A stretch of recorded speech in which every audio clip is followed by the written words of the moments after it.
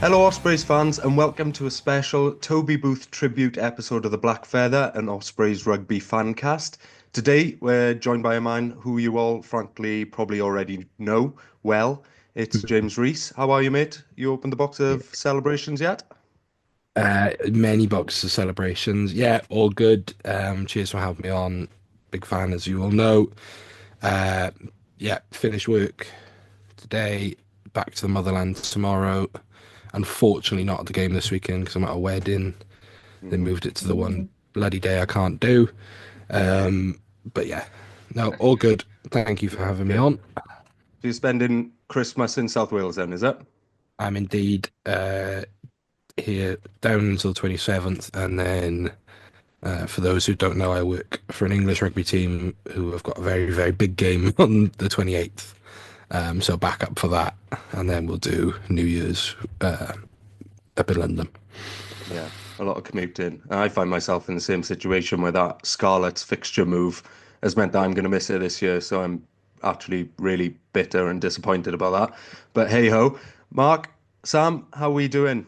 You getting all prepped for Christmas? Getting jolly? Good. One more day of work to go. I've been playing in real life Mr. Madden's for the last 4 weeks I love it. in all our nativity stuff. It isn't as fun as the film looks, I can tell you that much. But yeah, lovely to get all that done with the kids the last few weeks. And one more day of school, parties tomorrow, and then I can relax and enjoy a few weeks off. Yeah, I good. literally all I've got going through my head now is things are really cool in Nazareth. I love nativity. Um, Firstly, I gotta say no to the celebrations. No, no, no, no, no, no, no. Everybody knows it's heroes. Everybody knows it's heroes. There's not a sweet in the heroes one that I would turn. Look, we all know I look I- like I don't turn down sweets, but no I'll take celebrations. Just whatever's no. within arm's reach, Yeah. Sam. Okie Roses for dokie. me still, I'm afraid.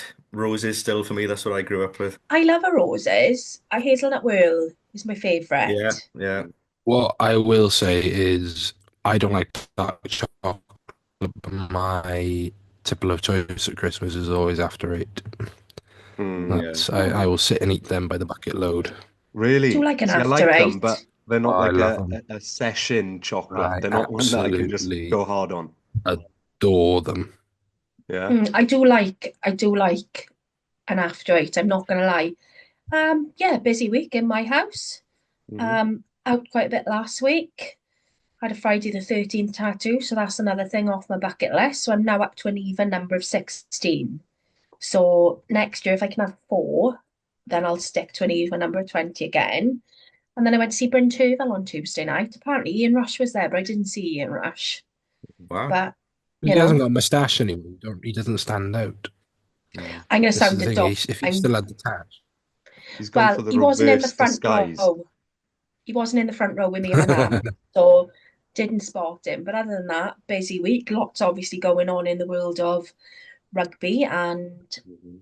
Ospreys. Yeah. And I'm kind of glad now we couldn't do Tuesday because otherwise we wouldn't be able to do this tribute episode. Yeah. Yeah. A lot of news to discuss. And yeah, at least for the first half of the episode today, we're not going to analyze games or debate tactics. We're going to celebrate the man that's been at the heart of our club for the last few seasons, really. And that's, of course, Toby Booth. With the recent announcement of his imminent departure, we will not see him again. We wanted to take this time to reflect on his incredible journey with us, his contributions to the club, his service to the fans, and the legacy he leaves behind. So, guys and girls, what was your initial reaction when you heard the news of Boothy's departure? That it. Yeah, yeah. Surprise, I think. I think when, beginning of the season, I think we all thought if he was going to go mid-season, it would be on his terms, that he'd be Mm. going somewhere. He'd been headhunted by somebody else, I think, was what everybody thought would happen. And, for it to be the club that sort of mutually terminate or whatever you want to say his contract mid-season, Mm, yes, it's been a disappointing first half of the year, but I don't think anybody expected him not to be going on his own terms, maybe. yeah. Yeah. I think it's always going to be difficult when you. I think the problem was it was announced at the start of the season, and I get it. He didn't want to lie to the players or, um, didn't want to say. or string them along the end of contracts. So I think it's only fair that everybody knows what's happening. But we all know two chefs in a kitchen, two head chefs is not going to work. And I think it is gutting to see him go so early. I think we all said that we suspected it would be after Christmas at some point, that he perhaps wouldn't see the full season out. But this just doesn't seem, yeah, it's sad that he doesn't get the last Welsh derby, doesn't get the last hurrah from the fans. Yeah. That's what's sad for me. Yeah. Really is. Yeah. It's a shame it played out so publicly so early, because then the writing was on the wall, really. Wasn't it? Right from the beginning, as soon as that was announcement was made, what was it, a few months ago, there would have been agents knocking at his door overnight, I'd imagine. So, yeah, I mean, James, we were chatting before the pod that one of the reasons we wanted to get you on for this episode was that we just thought, after all the service you've given the Ospreys content community over the last 12 months, people would want to hear your opinion. So, did you see it come in? Yeah, I called it. Yeah. Not in publicly in this way, but in terms of I didn't think he would see out the season, not because he would get a job somewhere else. I just think that it sort of reached a boil. It feels like it reached a boiling point with Toby, and look, what I will say is you are going to read rumors flying around of someone, said this, or someone saw Toby Booth, buying sweets in Cleckley Spa, or so, like, you'll see so many things, and we live in a world of misinformation. So take everything with a pinch of salt. I think the announcing it publicly, which I'm of the understanding that it was Toby's idea, not the club or Lance's, which I think the club and Lance have come under a lot of unfair criticism for that. Yeah, so I think it's a real double-edged sword in that way, because you can do a Danny Wilson, you can go and win the whole thing, or you do a Wayne Pivac and be a shambles. It's and I don't think we're at shambles status yet. I just think we're in a really tough time. I think the which it's been handled this week in the context of where we are is quite appropriate. I think to have made a song and dance about it in a way would be a great tribute to Toby Booth, but that's not who Toby Booth is. He's never been one for bells and whistles and a big hoo-ha. It's very Toby in that sense. So, but love the guy. Fortunate enough to meet him, interview him, and he is genuinely up there with some of the best rugby minds I've ever met, and he's done so much for a club that flirts with not existing on a weekly basis. So yeah, absolutely hats off to the man. One of my heroes, and yeah, I'm sure we'll go more in depth in it. Yeah, yeah. I mean, it's a true reflection of his sort of personality, isn't it? That he was adopted by the club so quickly and loved so quickly, and it just goes to show the man rather than the coach. But to reflect on his legacy and the results, obviously he joined us back in 2020 and guided us through what has been some of the most challenging times for the club and for Welsh rugby, just the landscape in general. He stepped into a team that was facing injuries galore, particularly over the last couple of years. But what have been some of his milestones in his tenure? There's been some big wins. There's been some big derby clashes, some wins in Europe. There's been league wins as well that have been sort of record-breaking in the Welsh sense, particularly last season going out to South Africa. What's the legacy that he's left behind? With playoffs last year, an obvious place to start, aren't they? The only Welsh region to make the playoffs, and by a long shot, really. And I don't think any of us will forget that sort of 2% chance that we had to make the playoffs and sort of, made it. And yes, other results had to go for us and everything else. But just the whole season to get to that point and to be in contention come the last game of the season was massive, really. And, to have to be that sort of consistent to the point where we qualified for the playoffs, I think has to go down as one of the biggest achievements on the field, certainly. Yeah. When you're trying to sort of weigh up how much is Toby implementing his coaching philosophy versus just how much people are turning up for him because of the leader he is, Yeah. it's hard to measure that. But I think if you accept the fact that we overachieved last year, it probably shows that 60-70% of our capacity to win was coming from just players wanting to be on the pitch and playing for him and playing for each other. So I think part of that legacy is building that culture at the club. He made a real sort of band of brothers of those boys, isn't he, in recent years? Well, it's It's been a funny you pleasure should to witness.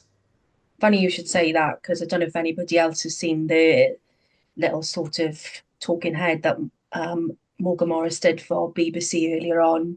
Mm. And he said he's been coached by Toby for 5 years. He wanted to thank him for the opportunity and the trust and the belief in him. It's all awesome what he's done for the club and the culture he's created within the club and the team and with individual players. And the Ospreys has a lot to thank him for, Mm. which I think for me, um, I like the find a way ethos, but I like the way that he encourages the players to be the best that they can be, both on and off the pitch, Mm. so that there is a sense of personal development there for the players as rugby players, but individuals and human beings as well. I think that's something that has spoke a lot to me because I think anybody can be a coach, anybody can be a team manager, but to have a leader and want to be able to perform for that person, I think Morgan sums it all up there with what he said. It Mhm. is that culture on and off the field. He wants them to present themselves to the wider Welsh rugby public as something to aspire to be, as a role model, someone to look up to, and certainly seeing. I know we laugh and joke, but I am old enough to be some of these players' mums to see how they conduct themselves in public on social media. It's really lovely to see because it is a positive role model for a Mm. youngster coming through. And I Yeah. think a lot of that does stem from Toby because Toby's been involved with these players since they left their teens, since, and he's created, I don't want to say gentlemen, but gentle giants then. He's created that. And I just love that about that's what I love about the Ospreys at the minute is that sense of team, that sense of community, that sense of commitment to each other. Yeah. And we'll get onto it later, but one sort of benefit of the change in leadership happening now, and the nature of the way that it's playing out with our defence coach, obviously Mark Jones stepping up into that more senior role, will allow that culture to continue. It's not going to be starting again from ground zero with a new guy with a new ethos trying to implement it on boys who've been playing for different reasons, whatever those reasons are. There's going to be some continuity, but we'll get over to that later on. James, what stood out to you? What's been some of your highlights of his tenure, if you have to pick one or two? Funny enough, Robbie Yeston and I had this segment planned for Easter when he Hmm. was leaving. And we basically called it the Find a Way World Cup, where we were going to rank the sort of highs of Toby's tenure. You look back at the double over Montpellier, the Welford Road. You look at 2% last year, the Derby win, putting 50 on the Scarlets at home, still one of my favourite home wins ever. Cardiff in the mud, all these different high points. And for me, the two things that I will always remember of Toby is the post-match interview he did against Edinburgh, after it was the first home match after Ivan Phillips's. Oh no, it wasn't the first home match. It was Ivan's birthday, shortly after he lost his leg. and that affected me. The Ivan thing really hit me for six. I remember I was working at a pub in Gleis when it happened, and the guy I was serving was like, "Oh, I'm really good mates with the other rider." And I just thought I loved Ivan Phillips, and I still maintain he'd be in the Wales squad and all this. And we saw it from a rugby point of view, in the fact that we've lost this great young player, and then we had that Edinburgh game. It was a horrid affair. It was awful game, one of the worst games of rugby I've ever seen. And I didn't see the interview until I got home. And there's a bit, he pinches the earlobe, and you can see him welling up. And he talks about, it's Ivan's birthday, and the fight that squad showed. And I thought that's how you build a culture. And that's how you know that what he was doing was working, is the fact that we just ground out this win. And he's there crying in a post-match interview. And I just thought it was beautiful. And just the reflection of the squad. Growing up, we all appreciated how good the Galacticos were, right? We knew that because they were all world-class players. And, the core of that squad was Swansea boys, Neath boys, Abraham boys. But what I love about the squad we've got now, and at the minute, is that it's built to be reflective of the community that it represents. It's lads who were season ticket holders, who grew up supporting that club. The Luke Davis is a Turk in everything but name, but grew up an Ospreys fan. You got Morgan Morse, who was a East Stand season ticket holder. You've got Ratty, Morgan Morris grew up watching it, and it's a squad that's reflective of the people it represents, and we've not always been really good at that.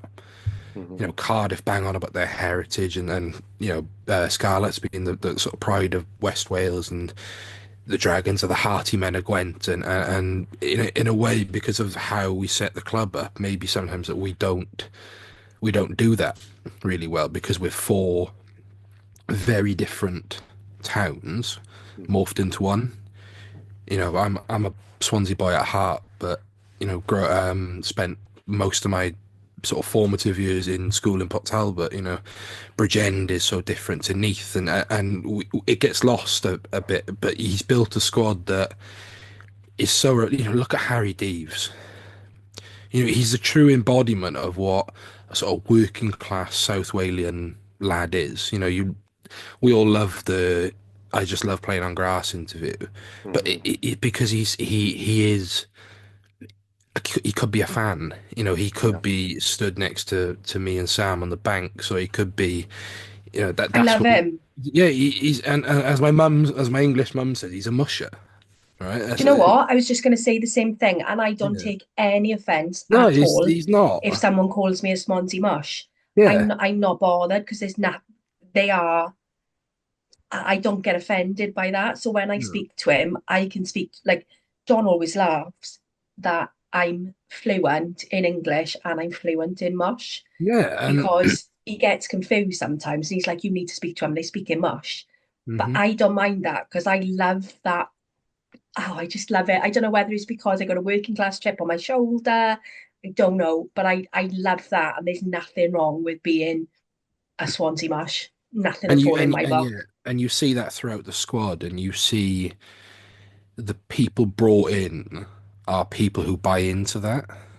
So, when they brought Myler in, proud northern lad, from that working class background. Look at Kasende coming in. The first thing he does, he wants to fight every Scarlets player because he understands We can feel it. the DNA of the club and what they're building. The first signings that were brought back, Rhys Davis, Penclouth boy, Matt Prothero loved this club, and I'm gutted it didn't work out for Matt, and I hope he's doing well. But I loved him. he loved the club, and you could see it on his face. You look at, you brought through Deeves, he brought through Fender.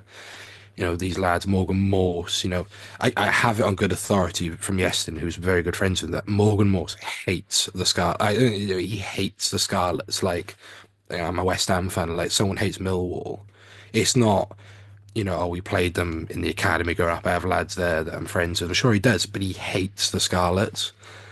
And that's what, and that's all come off the back of Toby and working with Mike Ruddock as well to understand just how important that is.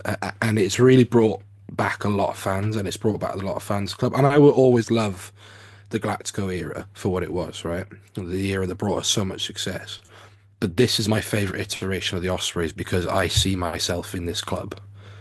I know what you mean.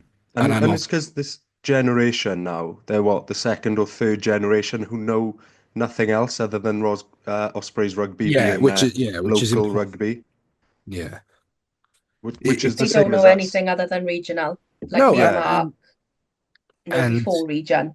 yeah, we. I've said this to people before. I said, look, I love and appreciate Swansea, Aberavon, Ponty, all these, right? They for its time they were brilliant. But to go back to that is essentially abandoning a generation and pandering to a generation that won't see the future of it, right? Yeah. But in some ways, these Ospreys are like a throwback to that Yeah, era. they are. They could be. It's like going back to the old days of Swansea Neath, where most of those teams were local boys. Yeah, and that's what it is. You look Yeah. at Harry Deeves, he could have been in a Bridgend team in the 80s. Don't mean he's that type of player. You look at his relationship with Luke Davis and Luke Morgan, proper mushers, Luke Morgan, the most stereotypical Bridgend man ever.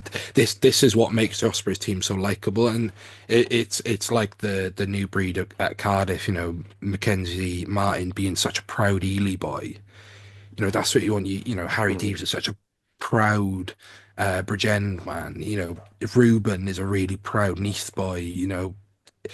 They're not only playing for that badge, but the pride of where they're from, and the fact that we're so lucky to have four towns represented. And look, the Neath stuff is rocky, but Neath is still at the core DNA of this club.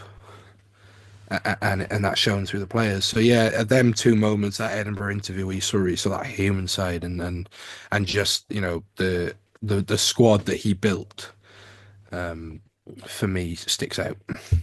Yeah. Well, the two examples that you referenced there, the interview, and then the Cardiff game are the two sides of the coin, really, isn't it? That's the perfect example of him nurturing, fostering that leadership with the team, and that manifests in performances like that Cardiff game on the pitch.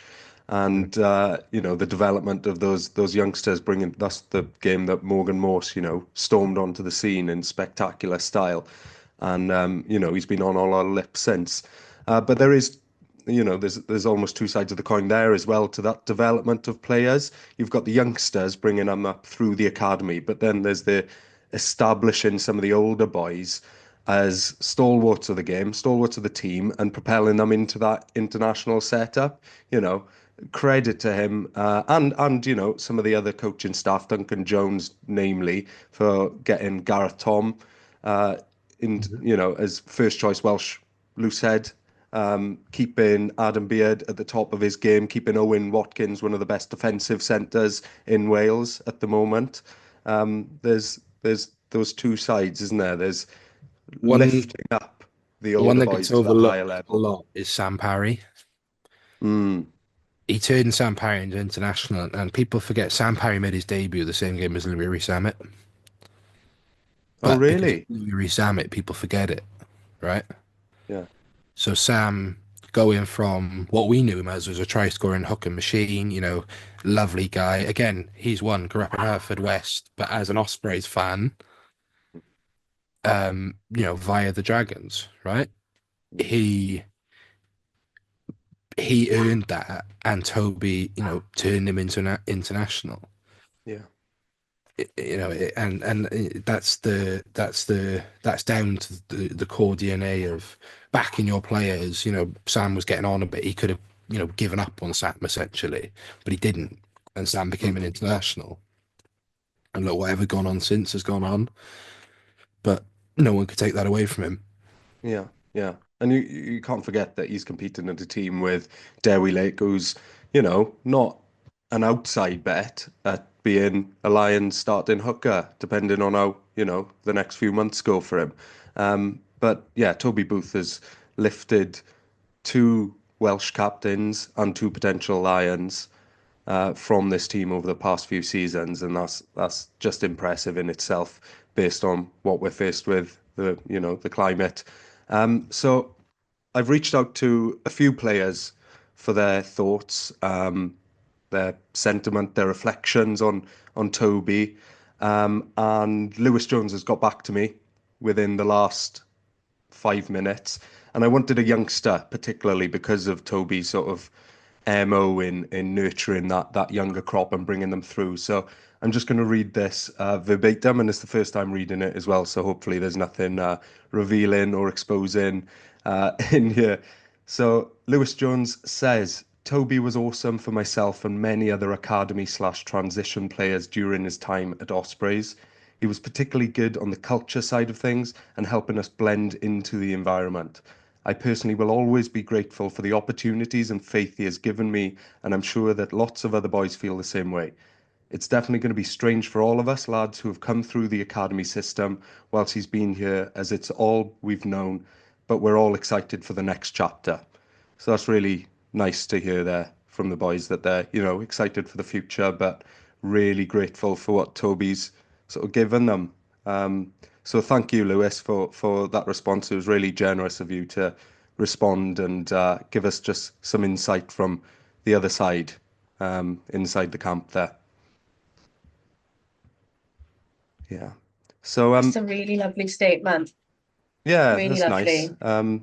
I also messaged a couple of others, so apologies if you do get back to me and we finished recording. Maybe I'll post them elsewhere, but I'll definitely share those because it's just nice of them to get back to us regardless. But it hasn't always been smooth sailing. A little bit of negative. Uh, Toby had to navigate the team through some of the most challenging times in Welsh rugby history, including the financial pressures, squad depth issues, injuries, all the above, all the stuff that we've been chatting your ear off for the last 6 months about.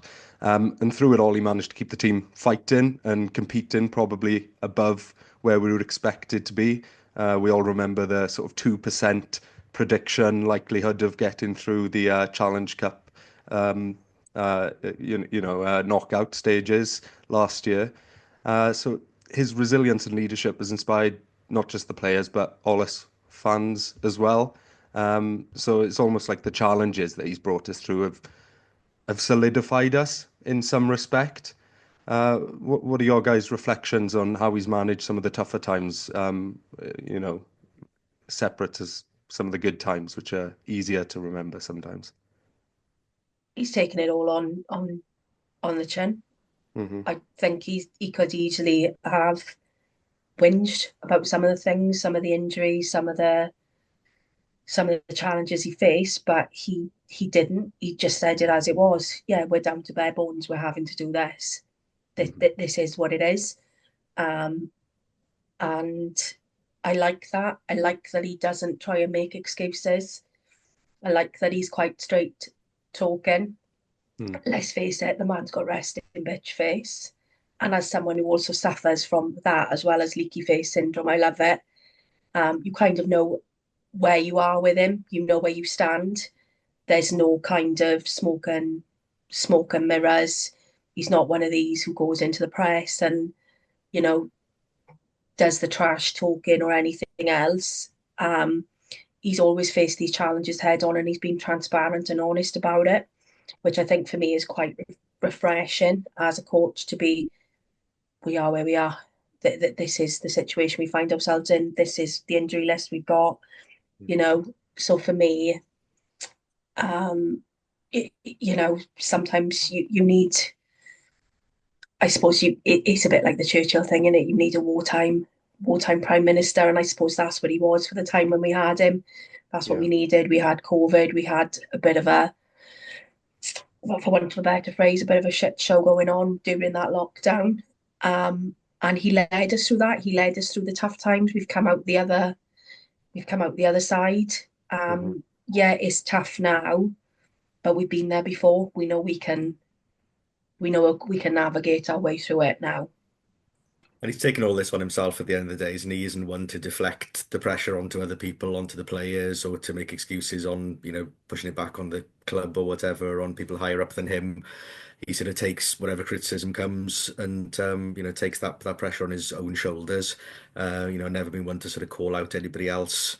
And that's again, like you said, Sam, earlier on, that sign of being a leader, as much as a manager or whatever, actually leading the club through difficult times. And even this season, it's been not the easiest start to the year. But again, he's been realistic in the challenges that we're facing in terms of injuries, in terms of finances, in terms of making that announcement at the start of the season, the effect that might have had on the players. So right to the end, really, he's taken responsibility for everything, right up to the Montpellier, right up to the Montpellier game last week, and not want to deflect any of that from himself, really. Yeah. And I always use the same analogy. For me, I always think about the First World War. If I was in the trenches with you in the First World War, would I go over the top of that for you? 100% without a doubt for him. Yeah. I would do it. He's not one of those generals who's sitting 30 miles back in a nice little tent having a cup of tea and a sandwich. He's there with you in the thick of it. And that's the impression I get from him. And I love a man who wears his heart on his sleeve. He's not afraid to show emotion. And I think I was just about to use that you same know, expression. I Yeah. love it.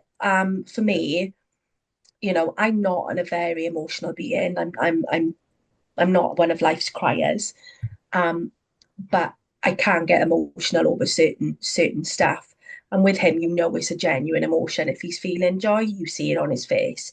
If he's feeling annoyed, you see it on his face. I know where I stand with him, and I love that openness of emotion because I think, for me, there is a lot that goes on with men that they feel that they've got to be this uber strong, tough man who can't like show that emotion. But with him, he's like, no, this is how I feel. I feel emotional. I feel like I want to cry. I'm gonna cry. And that's a good role model to have as well, because life is not always great. It's not always unicorns and rainbows. And it's okay to feel that way. So for me, I think he's been a fantastic leader then of a team. And I think if the lads can take anything away from that, be more Toby. Yeah. And that includes finding humor in moments as well, because that's what he's great at as well, is just having a bit of a joke and making people feel at ease and comfortable around him. Whether it was his famous quotes and phrases and all that sort of stuff, his jibes with the press. It just makes everybody feel at one level and comfortable in his presence, and you can only imagine him using those same sort of tactics in the locker room, in the changing room, on the training field with the boys, and them all just feeling free and to be able to Working express themselves class. in No his spoon in his presence. mouth. He's working Yeah. class. He Oh, was previously an electrician. He can speak with anybody on any level. he's got a Um, feel about him, and he of an yeah, it's electrician. just So you're just gonna know you're gonna speak to him, and you're going to have like I've spoken to him a couple of times, and every time I've come away, I felt like I've had a really nice one-on-one conversation with him. yeah, Like I haven't felt like, oh, I'm just a fan and he's just talking to me because of, yeah. whatever. I felt like he's had a conversation with me. And hmm can I just say, I hugged him after one of the games at the Liberty where we won. And it was a really nice hug. And I'm not huggy at all. But I was so overjoyed. I'm as cuddly as a cactus normally. But I gave him a hug because he's got to walk past us like James, where I sit. So they've got to walk down. And I was like, should we hug it out? And he was like, yeah, let's hug. Um, and we hugged. And it was a really nice, respectful, like man hug, but he was obviously hmm super conscious that I'm a woman fan. And I love that. I just think, what a nice fella. Just Yeah. yeah, just that's the feeling. Like someone always says, is it someone that you'd go to the pub with for a pint with, or is it someone you trust with your puppy? Because I might want to go for a pint with you, but I may not trust you with my puppy. I trust him with a puppy. Do you know what I mean? But I'll also Or am want to I go for gone a pint off? with him. Yeah, take the dog to the pub, dog friendly. Um, I just I get think he's a thoroughly nice human being. But I Yeah. also think, that's what you see on the surface, but clearly underneath that, you've got a very analytical person, somebody who's obviously Hmm. very keen on the mental side of the game as well, and how to bring the best out of the players in that way. So, as much as he gives that persona, I think, behind the scenes and what the players see of him are probably, very, very in-depth and sort of analytical approach to his coaching, I think, as well, is that impression Yeah, you and get. a bit philosophical, I think, as well, based on Yeah. his Twitter feed, his X feed, because he does like a inspirational quote or two, doesn't he? Yeah. Or some snippet pulled from some nerdy sports psychology book. But Don't no, we all? I do love that about him. James, you're an experienced Boothy bingo player. What are some of your favorite moments, quotes, whatever? Experience. I invented the game. Yes, exactly. um, it- it- Press conferences are a weird thing, right? No one should get excited to watch a press conference. You shouldn't. And I've been in a Toby Booth press conference, right? I was lucky enough to be in the Ospreys Sharks one where we played at the Stoop because they did it together with John Plumtree, and it's yeah, but he makes them entertaining because without being sort of flamboyant and maybe traditionally engaged in the way he goes about the press is so natural. You're often one of my favorite TV shows, right, is Graham Norton. I love the Graham Norton show, right? And you can see the people who are so comfortable on that chair talking are the ones that sometimes aren't the most entertaining people, and that's what he gave off, and his ability to articulate an answer is second to none. And when you sit back and think, what has he guided this squad through and this club through? It'd be really easy to go back and do media trained answers. You think when he took over, we were this close to being merged with the Scarlets. Then you have a player lose a leg. How do you guide a squad through that? Then you have your players, you can't give them contracts. Then you have no money. And then you say, oh yeah, every week we're going to talk about cutting a region. But what we mean is we're going to cut you guys because you don't own your stadium. To keep the ability then to keep instilling the hope in fans is second to none. And he does get the Ted Lasso comparisons and things, and as a avid Ted Lasso watcher, it's you can see where their comparisons come from. The ability to instill hope in a hopeless situation, right, is second to none. And I wouldn't consider myself in that at all, but a lot of my job is trying to find hope for young people who don't have that hope. So I know how tough it is, and I know when your back's up against it, and when you say lads are playing Cardiff away in the Cardiff City Stadium, we've got to win by a bonus point. No fuckers giving us a chance. Sorry if I can't swear. That's fine. How do you instill that? How does a coach go about it? Because some give you the hairdryer treatment, some will sit around with an arm around you, and I think his ability to instill that and situationally apply that it is second to none. You look at that documentary series, Yeah. right? The first thing he does in that documentary series is talk about how good a person Simon Church is with the S&C department. The first thing he does is talk about how he surrounds himself with the right people.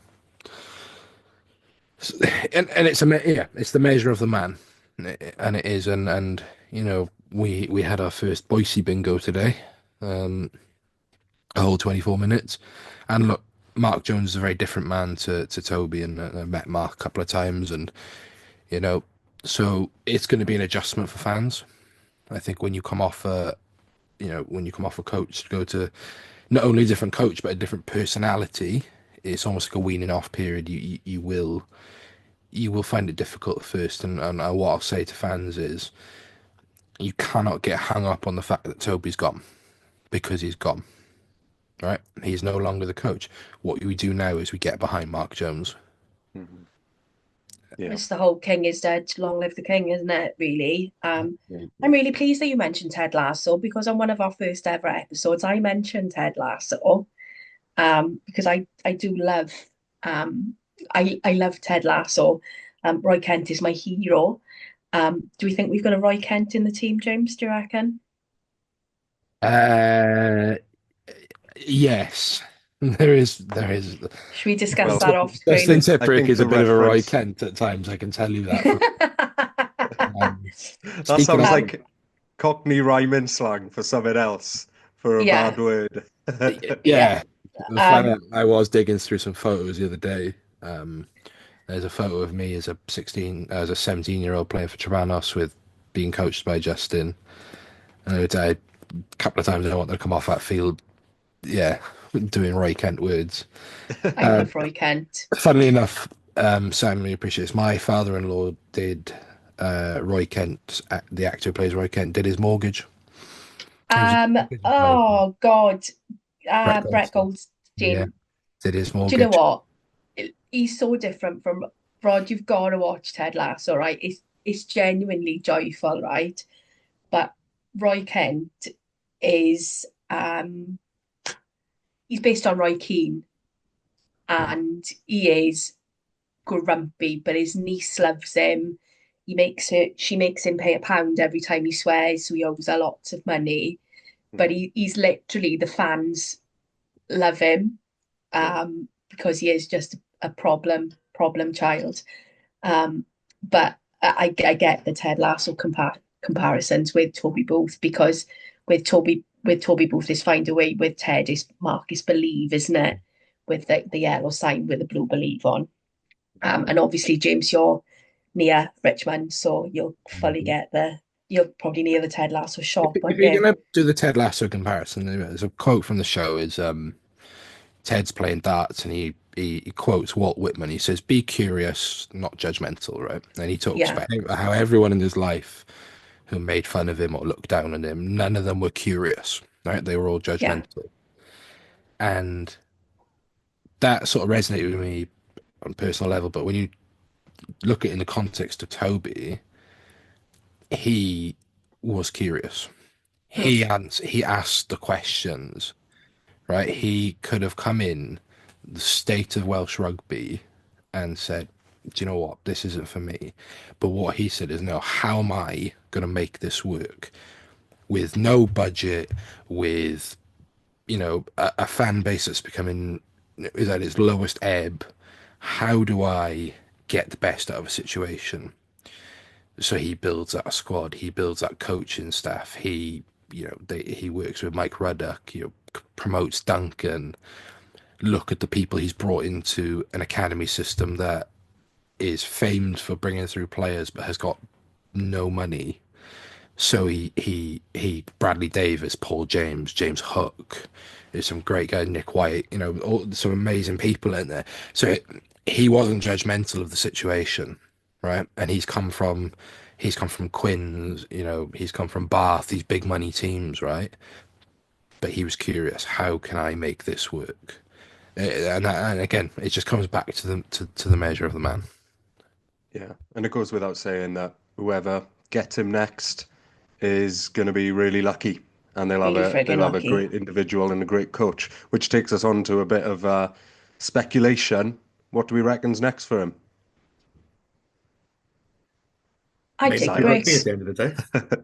Could be something completely different. He's talked about working outside of the rugby sphere, isn't he? So it could be Yeah. any sport or any sort of situation almost, couldn't it? For me, I'd love him to work for Wales Women. Mm-hmm.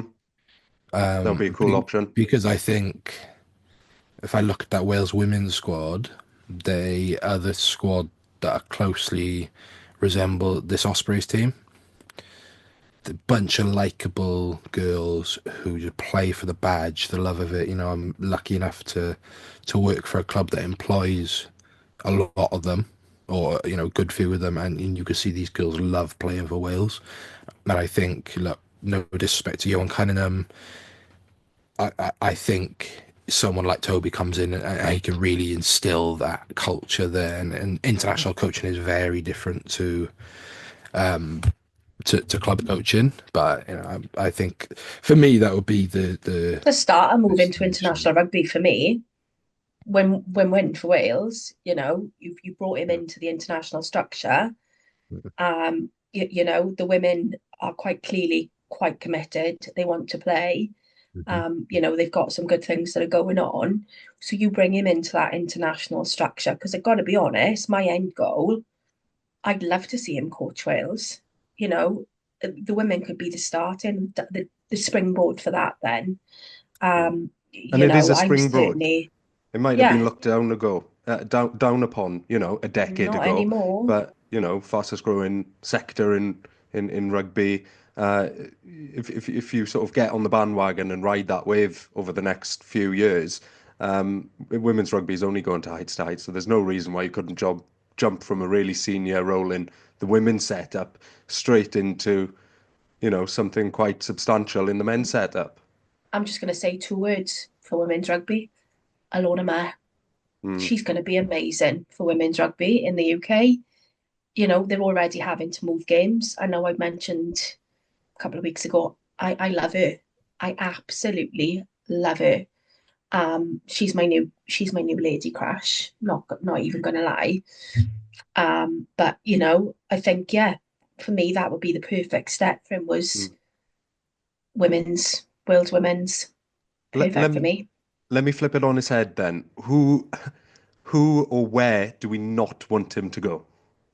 Cardiff. Anywhere in Wales. Yeah, another Welsh region would be a bit of Those a sucker dickheads have punch, wouldn't it? already started putting memes on about him and like gifs of him signing a Cardiff contract. Can we just not? I I would not like Munster's the one that keeps getting Mm. banded about.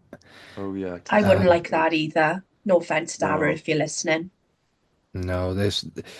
Do you know? I firstly I just want to make sure that he's okay. Take some time out. He's big into sports psychology. He's got his masters this year. He's expressed the want to work in football, things like that. Good. Just do what makes you happy. I'm gonna make a bold claim. I think he'll come back not to the Ospreys, but as a coach, but not as in the top job. I Director think of rugby? I think not even DOR. I think he'll go to be just a coach. You DOR think? maybe, but You don't think I his do. aspirations are higher? I don't think it Yeah. comes down to aspiration. I think it comes down to where best can you use your skill set, right? So Mm. he was in a very similar situation at London Irish, right? Had every job possible there. Worked on Mm. on their version of sort of a shoestring budget where you're mixing academy lads with maybe seasoned veterans and a couple of sprinkle of imports. Takes them to a Challenge Cup final, Prem final, and then isn't a head coach then until he gets the Ospreys job. What nearly or just over 10 years later. He was assistant coach to Gary Gold at Bath. He was an assistant coach at Quins. And it's not necessarily about aspirations, right? It's about where best do I fit into this jigsaw? Because we know you can bring in the greatest player in the world, right? If they don't fit within your team, they're not going to be effective. Yeah. And that's the same with coaches as well. You can bring in an amazing coach, doesn't mean he's going to be amazing. Yeah. So If they don't fit with the club if culture. you're Toby and he sees that, say Bristol, for example, right? I'm just pulling a name out of my hat.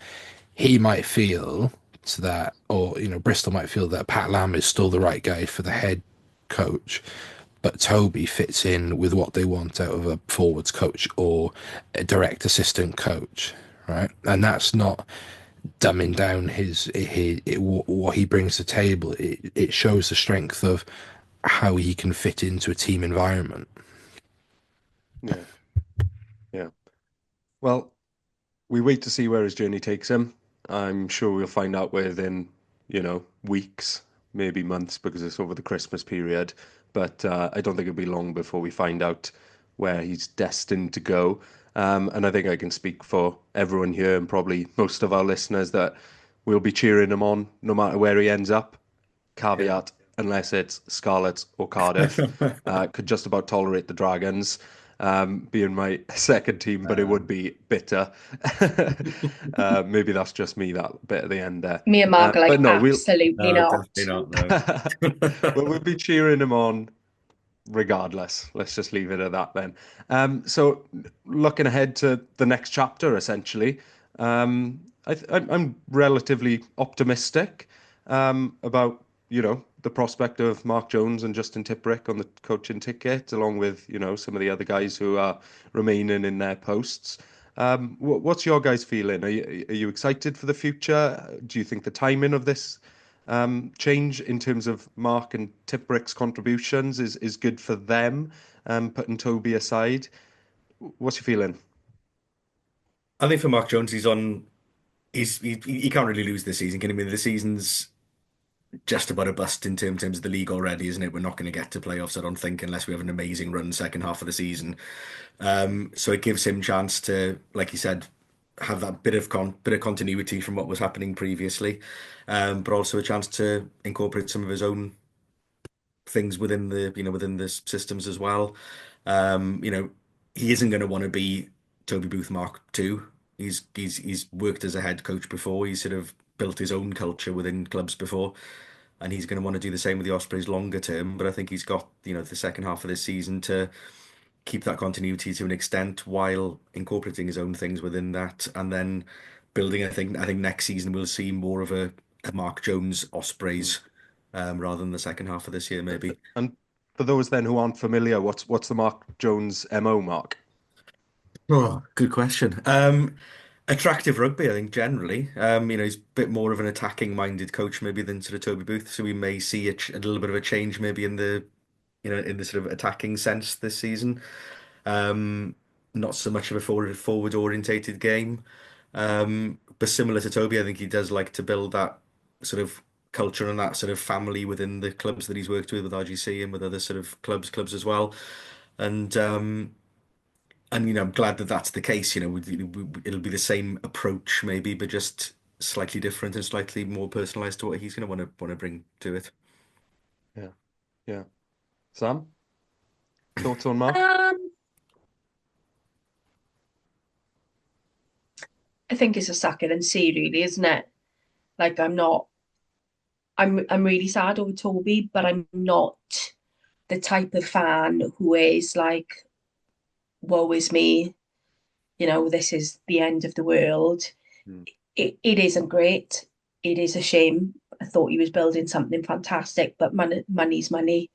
If we don't have the money there to keep him, then you cut your cost according to the price that you've got, So it'll be interesting to see the changes. I do agree. I think we're going to go far more into an attacking style of rugby. That seems to be his favoured way, whereas Toby was very forward orientated.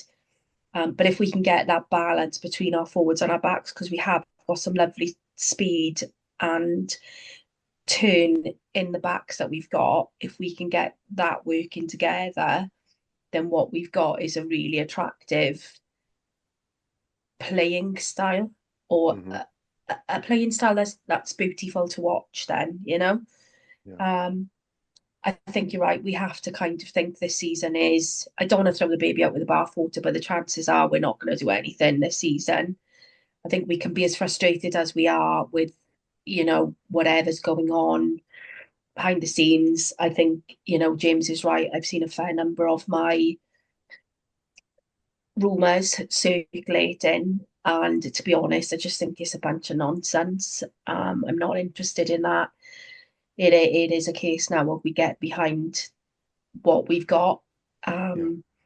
It's a hiccup, but it's not the end of the world. Sun still comes up in the morning. The moon still comes up. It's. Yeah, it's just funny old timing, isn't it? A number of days just before the festive derbies, two of them, including the first one against, our bitter rivals. I'd love to have He's seen him have a hurrah at Scarlet. That's the big shame for me. Yeah. From the frying pan into the fire, really, I think captures it. But looking ahead at the rest of block two and then into the final block of the season, if we do tank, does Mark Jones have a free pass this season? Do we sort of reset from here and just understand that there's going to be a bit of jiggery pokery, there's going to be a bit of the dust settling before players find their feet again, or are our expectations higher? Considering that this is the same broad coaching group going forward with the addition of Tipperick, but he's been around the system. Should we be expecting a No, decent amount of continuity? no. No? I'm very much a firm. I like my psychology too. And there is a theory called the storming, norming, performing theory, where a change is made. There's a lot of clash, there's a lot of storming. You find your level, you find your normal, and at that point in time, you start performing. So for me, I know you get the bounce of a new coach and everything else, but I don't think we're at that thing. I think we're going to go through a period of change. We're going to go through a period of stormy weather.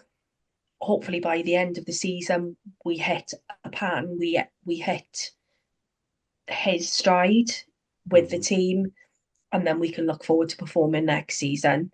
We'll also have the bounce of going to St Helens, albeit probably not for the first block, maybe. But I think for me, let's not give ourselves too much of a hard time if we don't do well this season. Yeah. If we do better than we expect, Yeah. brilliant. If we don't, let's judge it at this time next year. Yeah. And I'm sure he's been told, this is his team now to do what he wants with it, and he's got the luxury to an extent to the second half of this season to try things out, to try and build that sort of structure that he wants for the team, Yeah. with a view of next season, fully implementing those things and having everything in place, to have a good shot at it next year. But I think, he's on to a winner to an extent for the second half of this season that he's No got pressure. that time, and without Yeah. the pressure, and hopefully the fans won't put that pressure on either. And it seems It's like time to bed stuff in. I'm He's going got to the slightly backing. disagree with you guys. You Okay. can. We're You're allowed not to. gonna we're As a not gonna get club, into a punch up with you. as a club, we cannot lower our standards because of a coaching change, right? And unfortunately, the media will hold us to the standards of last year, right? That's what they do, and you've seen it. Look, I have my personal issues with Scrum 5 as an organisation, but I think the content's good. But we do get held to the standards of the year before. Look at the context of the Scarlet season is really good compared to where they were. Cardiff the same. Dragons probably a bit better, maybe the same, but us is a clear regression, right? What we can't do is use the fact that we've got a new coach and new ideas, whatever, as a crutch for bad performances. If we perform bad, it's because the squad's performed bad. It's not because Toby's left, or it's not because Mark Jones is new and he wants to try new things. As a club, we've got to have standards that we want to be a top 8 team. We deserve to be a top 8 team, and that's the mindset I think Mark Jones will I bring. agree. I And agree. absolutely, there is scope to say, guys, there is context around why we're in the storm. There's always context, but it's not an excuse. I think take the expectation away is probably where I'm coming from. So not necessarily the standard, absolutely. but take the weight of expectation off the shoulders. So they've still got to come, they've still got to train, they've still got to do what they need to do. Yeah. However, if things don't go the way that we have, or things don't go the way that we want, then it's that expectation, that weight of expectation. I don't want that to weigh them down. Yeah. If they can come off the field and look themselves in the mirror and think, do you know what? I've done the best that I could have done today. I'm okay with that as a fan. If I feel you've gone out and you've not done what I think you could have done or you should have done, then I'm going to have a problem with it as a fan. So I think you're right. standards remain the same. Your standards are your standards. However, we as fans need to not burden them with the expectation. And I think that If was that the makes framing sense. of my question, really. I was it was more around if it wasn't based on my expectations of what's going to happen. I think my expectations is that continuity will be there because of some of the reasons that we've outlined. But what I was getting at is if it does, for whatever reason, we take 4 injuries and 3 red cards against the Scarlets in 2 days, and our team is like on the floor and decimated, then those are Yeah. unmanageables. But will he get like a free pass, quote unquote? And I think he would. If stuff go wrong this year, I'd tolerate it.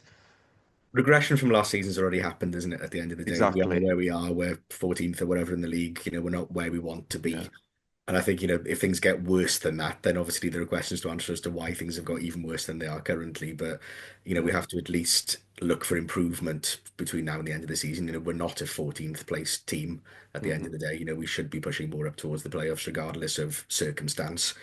But, because we are 14th, it does give him a little bit more leeway, I think, in, okay, if we finish 11th, 12th, 10th, whatever it is, okay, so we're in a better position than we were when he took over.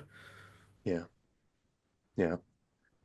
So, I mean, we could discuss a bit about Tipperick as well. I think there's rumours that he could be playing this weekend, so he's not immediately abandoning his playing responsibilities and stepping into that coaching role. He's Mark probably doing Jones. a bit of both. Mark Jones has confirmed that he will be a player for the The season. remainder of the season. Yeah, it is And really Mark Jones important to carrying mark. defensive responsibilities. It's really important to mark that Justin Tipperick gets to end his tenure as a player on his terms. He's still hungry. He still wants to go out there and win things. Don't get me wrong. He may start to integrate himself as a player, as a coach within the playing group, as it was his phraseology. But it would be doing a disservice to Wales's finest number 7 if he was taken from us as a player to be a coach now. That's not, and look, having known Justin, that's not what he would want. He is still hungry to go out and be a competitor. Yeah. So Yeah. he will remain a player. That's good to hear.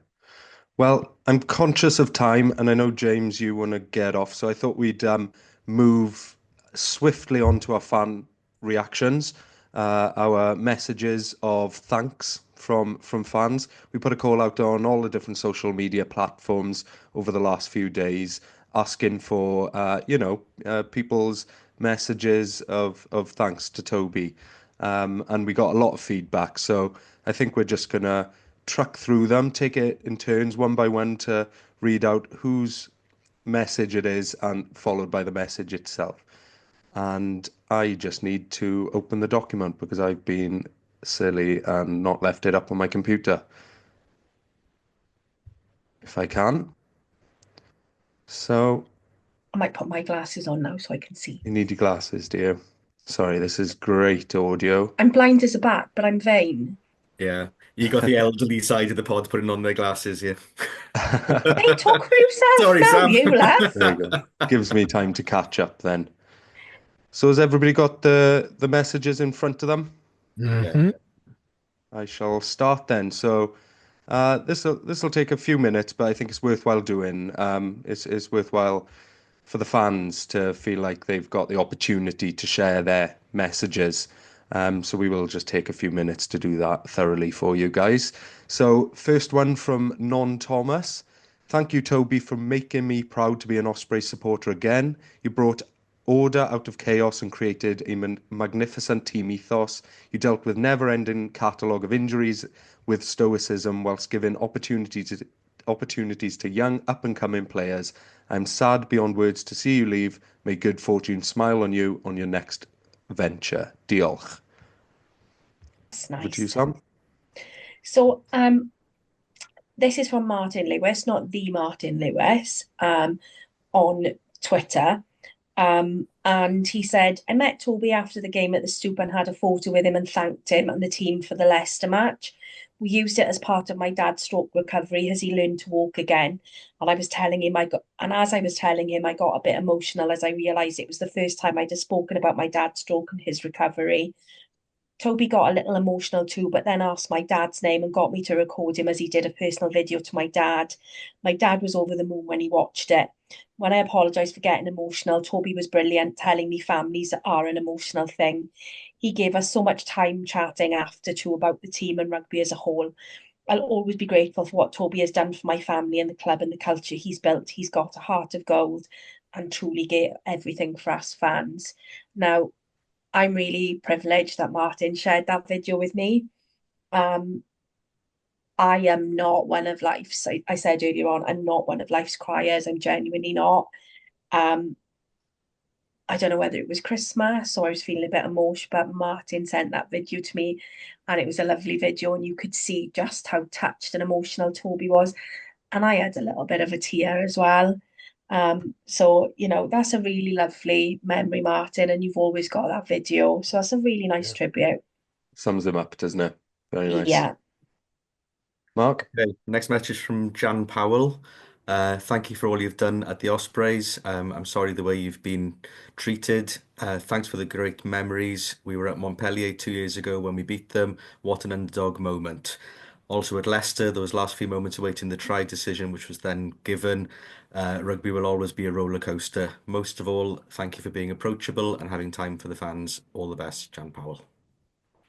Lovely. Short one for you, James. I've got one from Anne Osprey. Thanks for everything you've done for us, Toby. We have great memories of your successes as our coach. Good luck for the future. Thanks, James. So we got one from Diane Lawrence next. Thank you, Toby, for putting a smile on our faces, even if you didn't have one at all the time. One of my favourite moments was when the team won in South Africa and you did that little jig down the tunnel. Good luck for your future. We all loved that moment, Diane. Love that. Absolutely love that. Next one off is off my friend Andrew. A massive thank you from us supporters. He brought a sense of identity and purpose into the region, working against a difficult backdrop that is Welsh rugby, but managed to bring success to the team compared to where we were when he came in. His record speaks for itself, so thanks. Andrew, I'll see you on Saturday. Next one's from Martin Lloyd. He seems a really nice guy and has probably decided that no matter what he's done at regional level, Welsh rugby is a basket case. I didn't write that. Yeah, too true, Martin. Too true. I have got from Keith Merlin. I think Toby performed miracles last season, but with a smaller squad size, and unfortunately, with the death of the young stars of the future in short supply, we are where we are. But I wish Toby all the best for the future and thank him from the bottom of my heart for what he's achieved.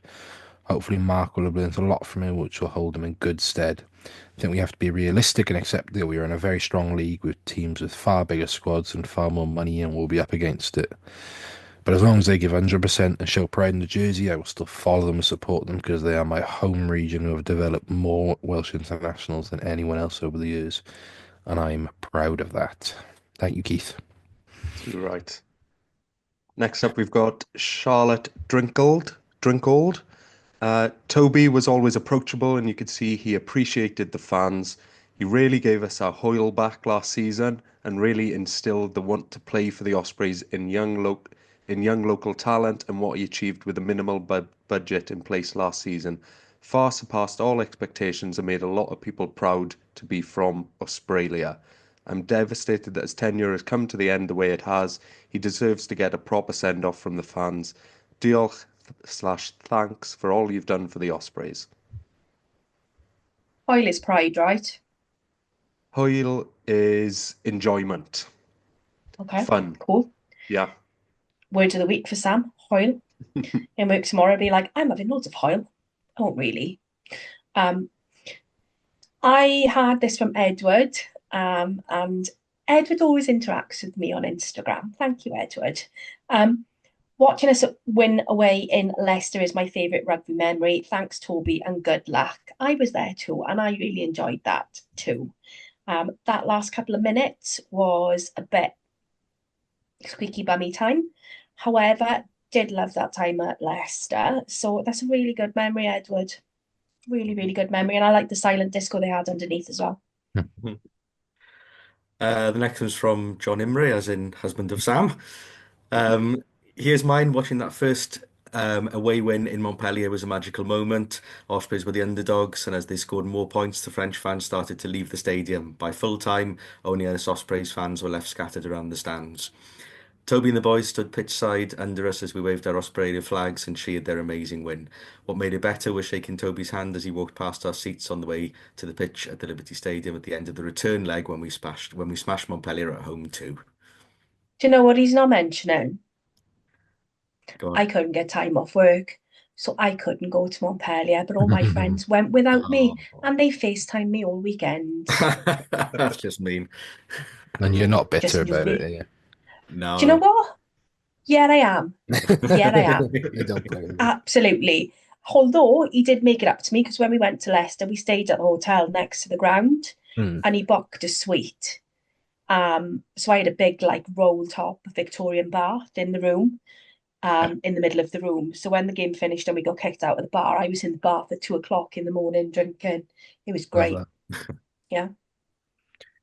So I've got Gareth P. Stewart, who says, if it was up to us, he would have been offered a contract to stay and finish what he started. I'd like to thank you for everything you brought to the Ospreys, even taking the time to add emails from my 69-year-old father, Alex Stewart, and Toby we still trust. Now we have to find a way without you. All the best in the future. Imagine what you could have done without one hand tied behind your back. Very true that. Yeah. Opportunities endless. Short one from me from Neil Riley. Imagine. Oh, You I still there? think. Yeah. Oh, Yeah. it's just He's the just next one from responded. Neil starts the same as the one that you've just read, and I thought we were mixing them up, James.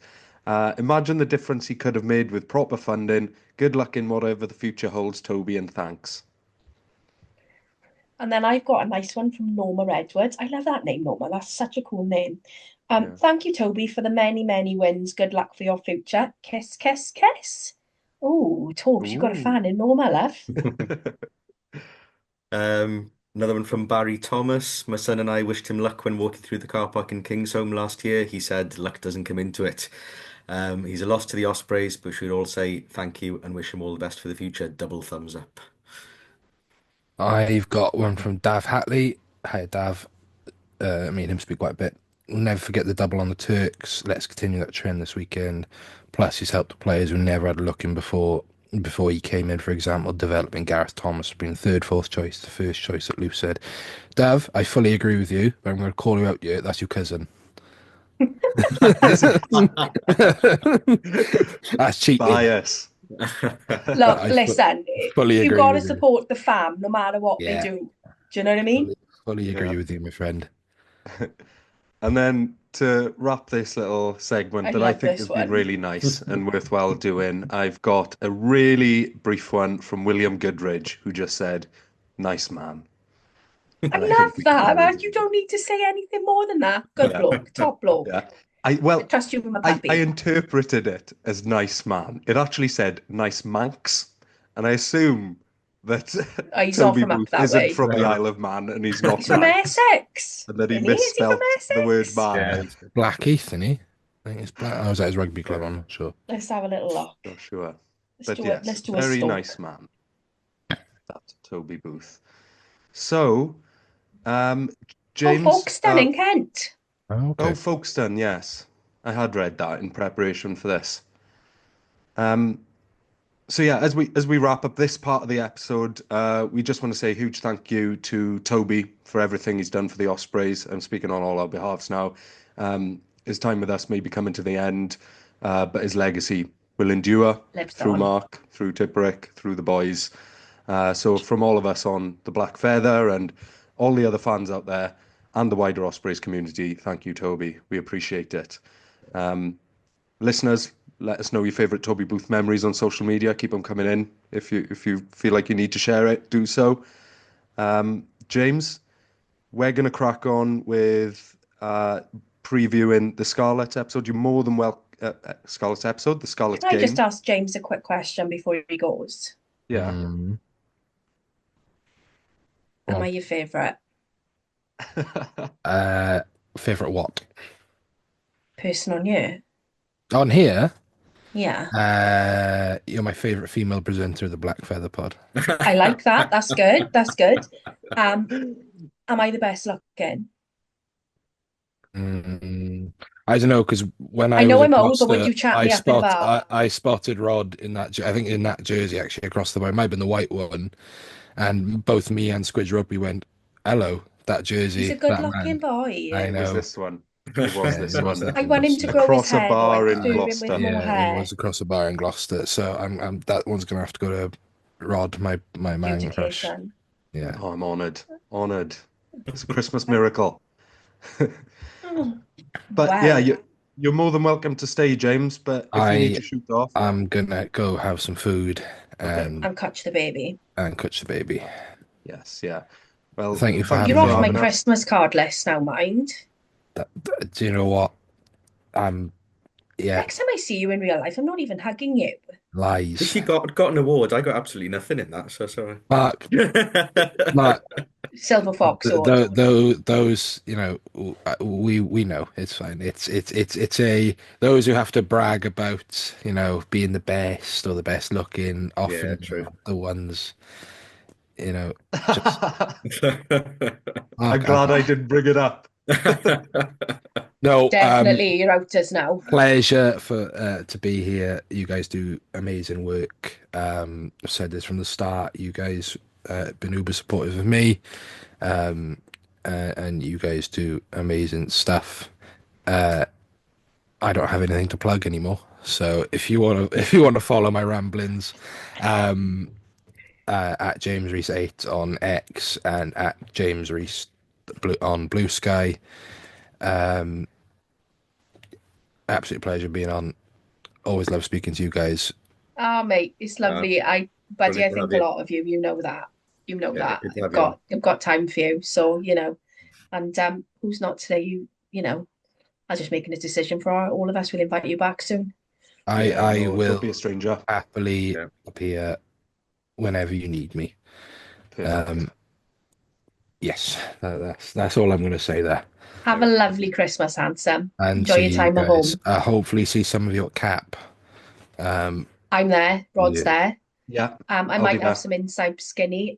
Osprey Supporters Club are looking to get the head of the steam room booked upstairs from 12 o'clock. Yeah, we did that a couple of years ago. It was good.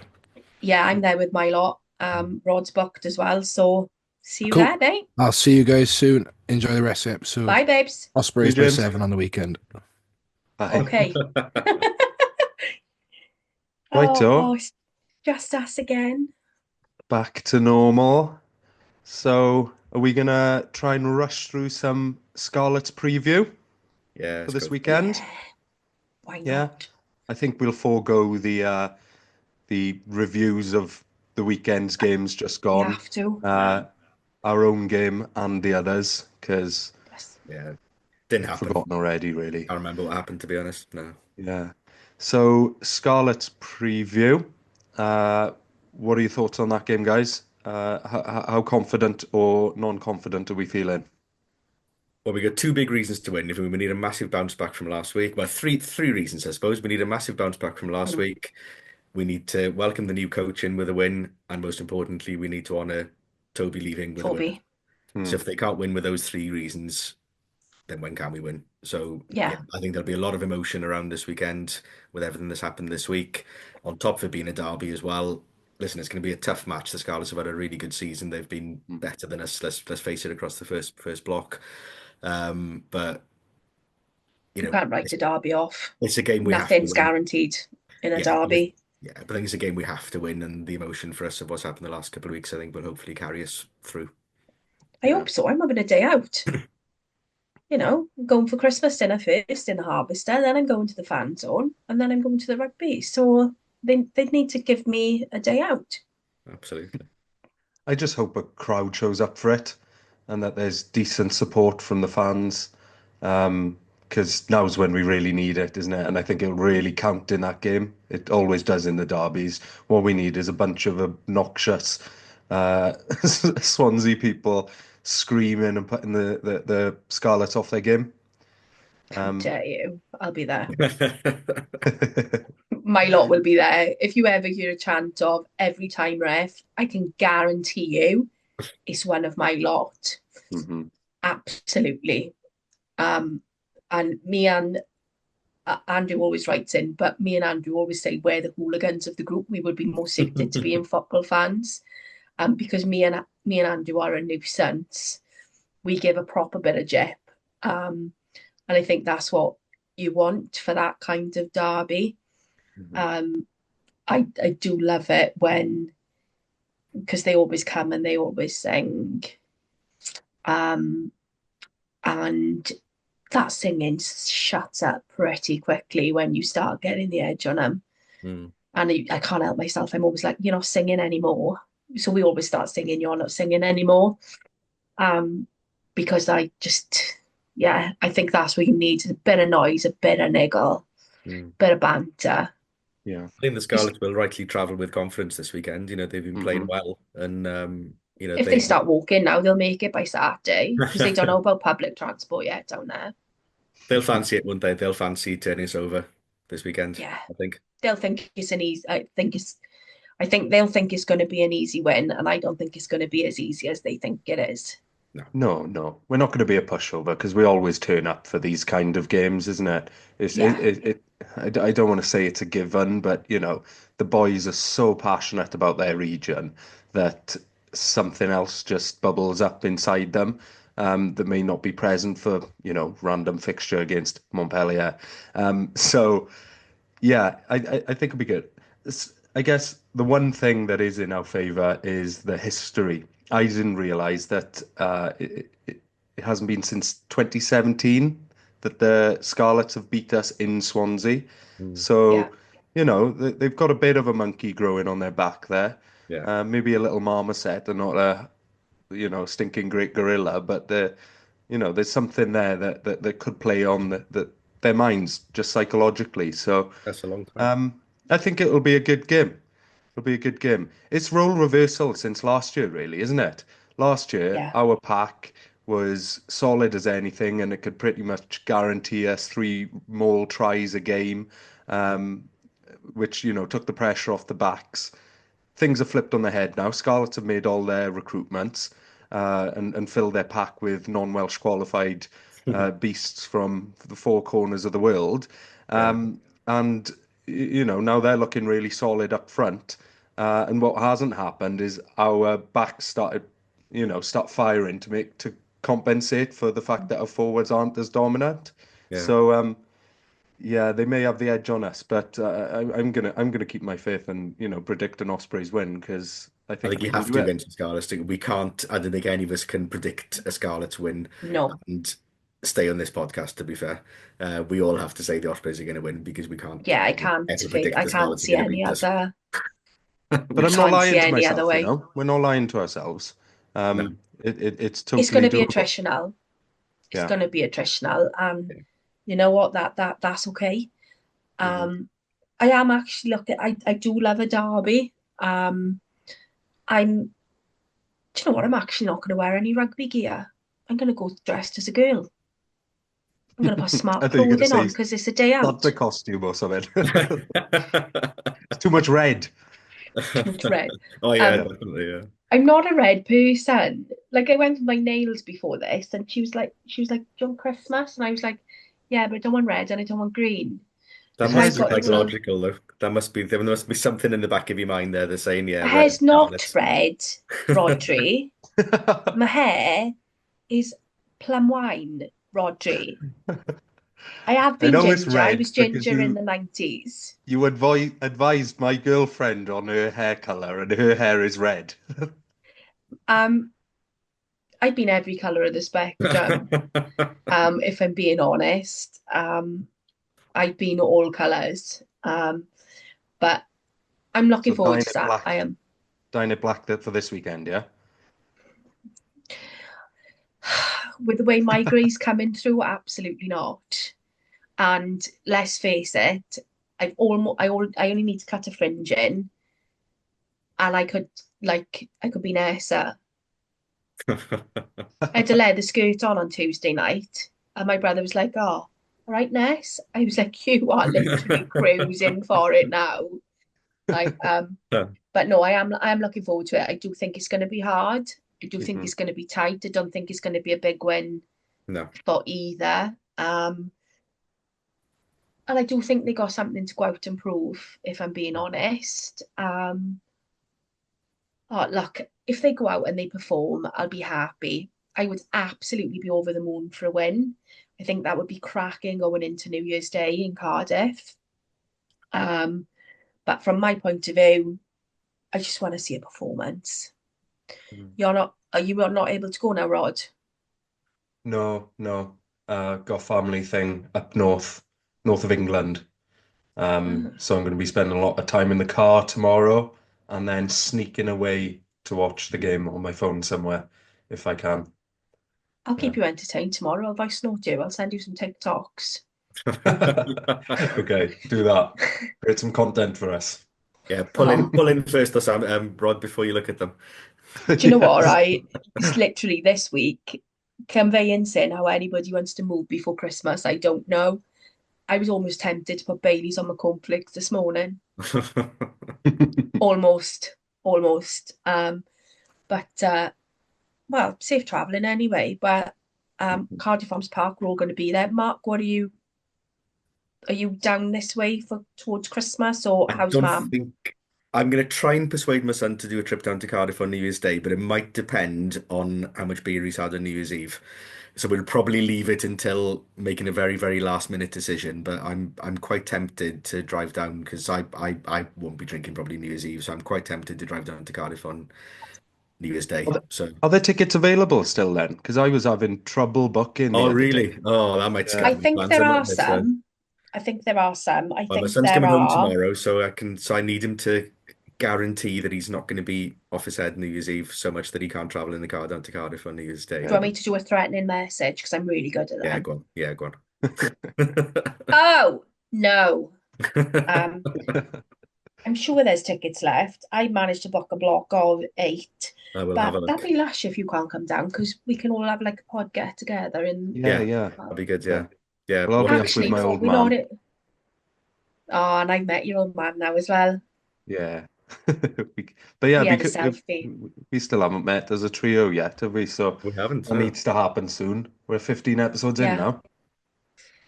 Yeah, it's gone 15. fast, isn't it? I couldn't believe it earlier on when you said 6 months. I was like, really? But yeah, it is. Yeah. Yeah. Yeah. It's It's going to all be a quick, very isn't it? rugby Christmas as well. Looking at the fixtures coming up over the next few weeks, Yeah. it's the derbies throughout the URC.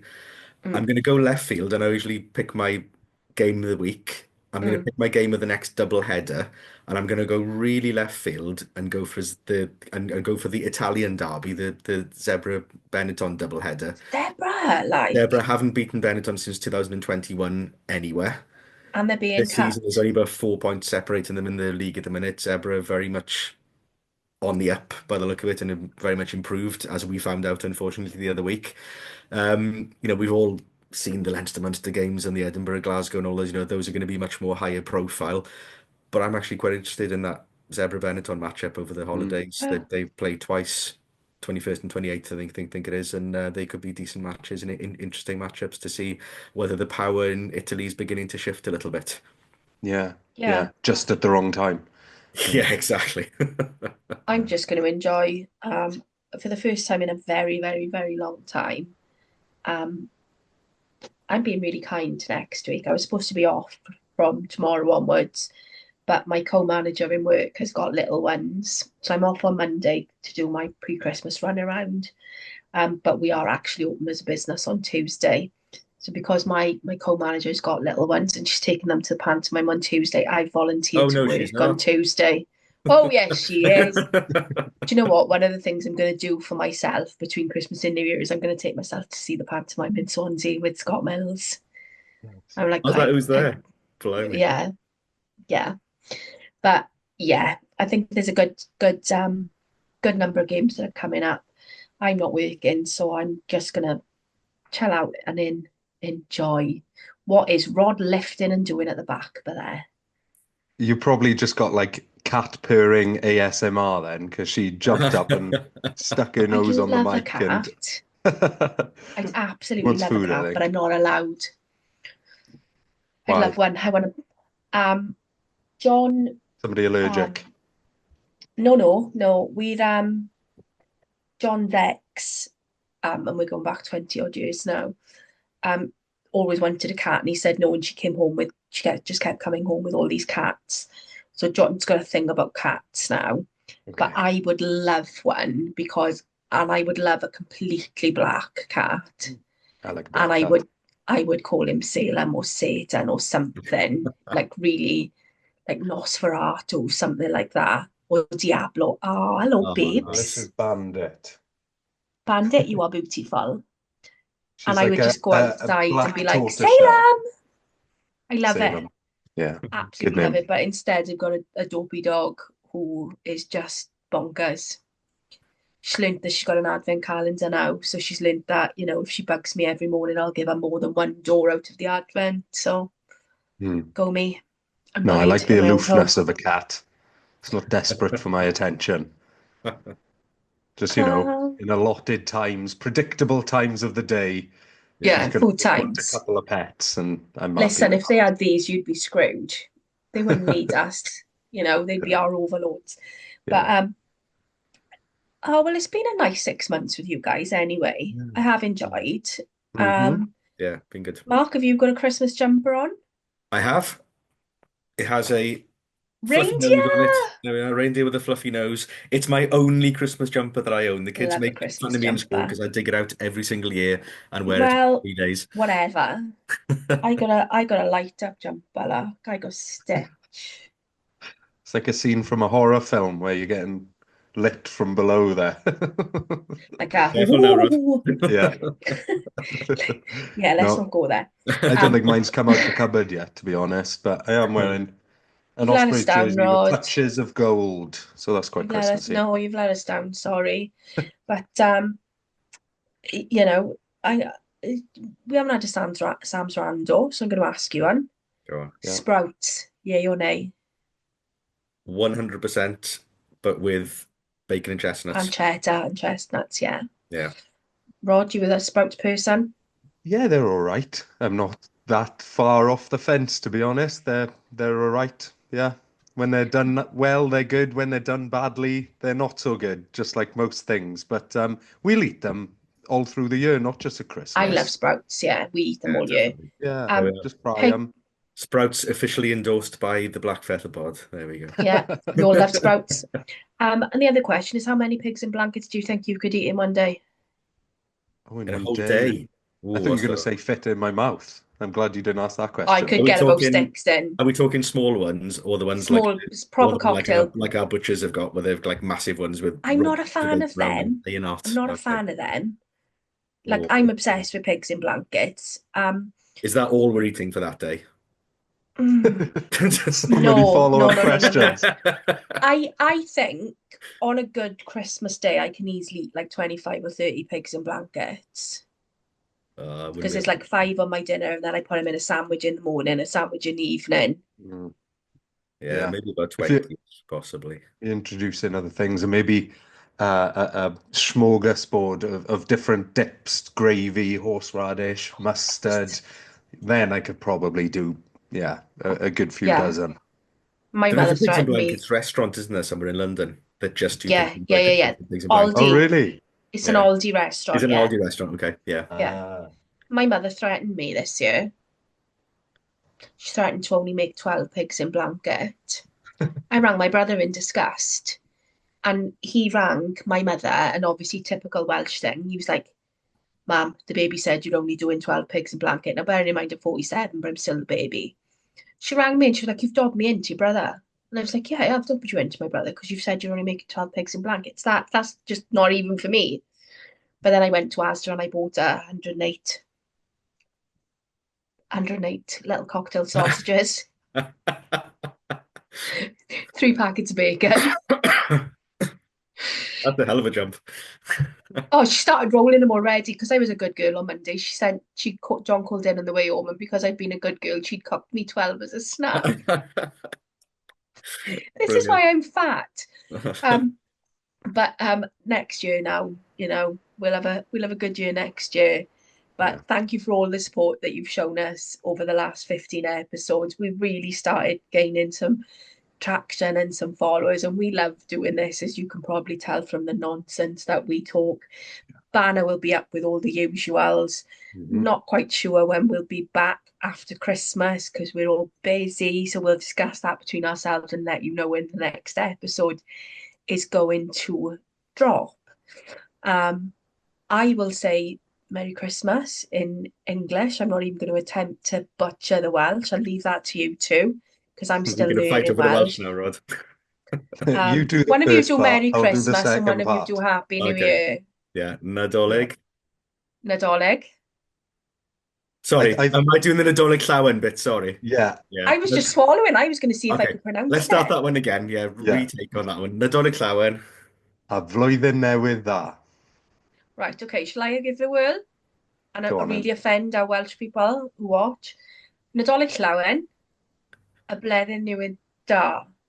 Pretty Right, good. I think I is that put all an right? unnecessary mutation at the end there. Yeah, so I think you Okay. probably did it better than me.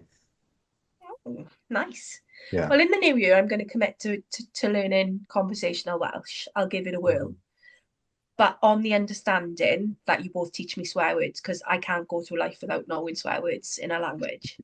There's plenty. Are there swear words in Welsh? There's plenty. Yeah. Are you sure? Yeah.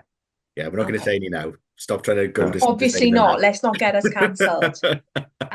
But Merry Christmas. Enjoy. I hope you've all been on Santa's good list and you all get, if not what you want, what you need. But Merry Christmas from us lot, guys. Yeah.